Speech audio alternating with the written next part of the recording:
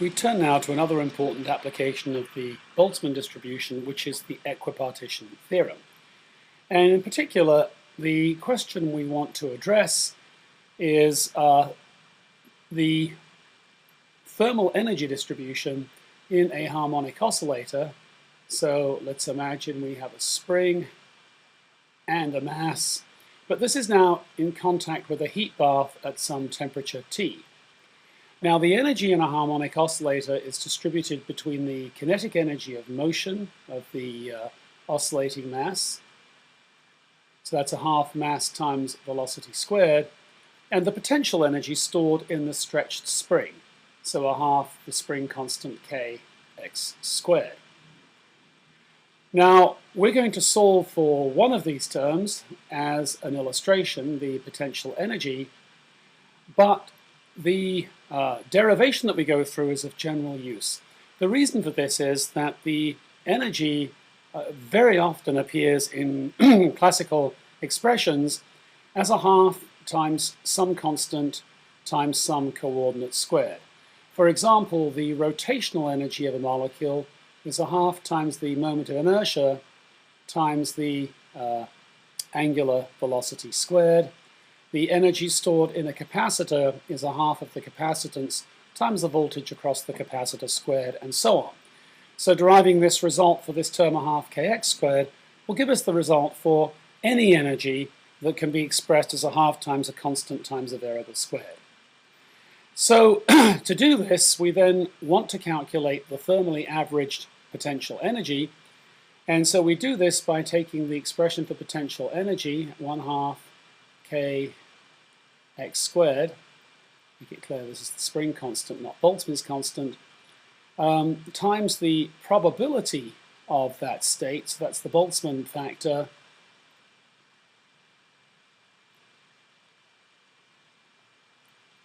and then we want to normalize this by integrating the Boltzmann factor.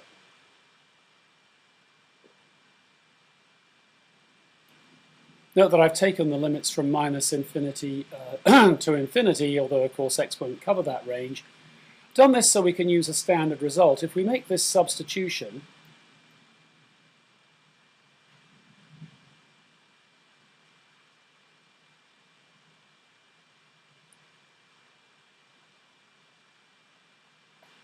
the integral then takes on this form.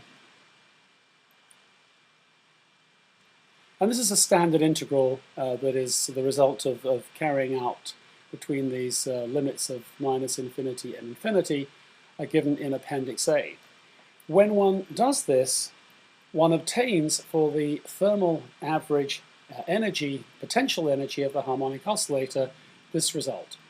Now these brackets here no longer mean Dirac, Braz, and Ketz as in quantum mechanics. In this application, they mean the thermal average of. So the thermal average potential energy then is just equal to, when one evaluates that integral, 1/2 times Boltzmann's constant times the temperature. This is an extremely important result. Of course, for the kinetic energy, we would obtain the same result, 1/2 kT.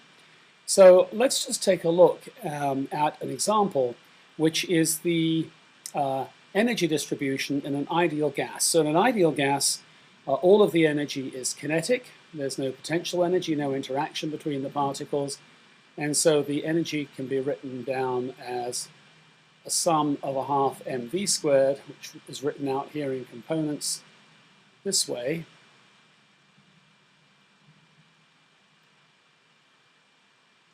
Now we know that for each of these components, from the integral we just evaluated, the average thermal energy is just a half the Boltzmann constant times temperature, so that the total thermal averaged energy for an ensemble of n molecules then becomes 3/2 kT, and if there are n of them, we multiply by n. The specific heat of a system is given by the change in the thermal average energy with respect to temperature, and that then is just 3 halves nk, or since in a mole, the specific heat per mole would be the gas constant, this would be 1 mole of molecules, it would be 3 halves R. This is the famous Dulong and Petit classical result for specific heat. So turning now to the last topic in this module, you can see that kT then is a measure of the thermal energy per degree of freedom of a system, and so we would like to understand what the number is. So at 300 degrees Kelvin, given the values of Boltzmann constant that we enumerated earlier, one can calculate kT as 4.14 times 10 to the minus 21 joules. To give this some contact with physics, typical chemical bonds have an energy on the order of electron volts, where 1 electron volt is the energy gained by 1 electron, which is 1.6 times 10 to the minus 19 coulombs, accelerated through 1 volt, and so this is 1.6 times 10 to the minus 19 joules, and thus this number of joules here is equal to about 1/40th of an electron volt, or 25 milli-electron volts. Equivalent to several electron volts for a chemical bond is several hundreds of thousands of calories per mole. In these units, kT at room temperature is just equal to 593 calories per mole.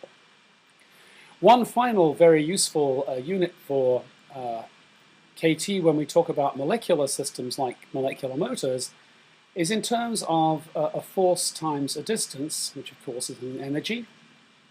And in those units, kT is 4.14 piconewton nanometers.